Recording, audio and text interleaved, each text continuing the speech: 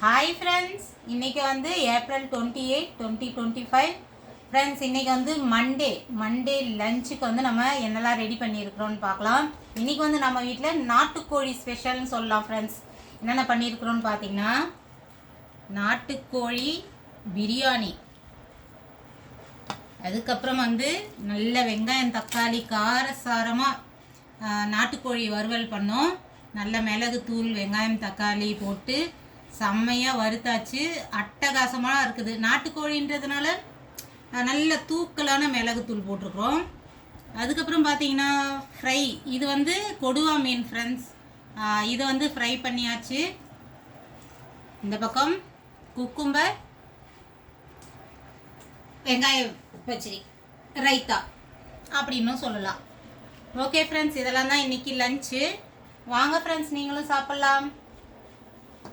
பாய்.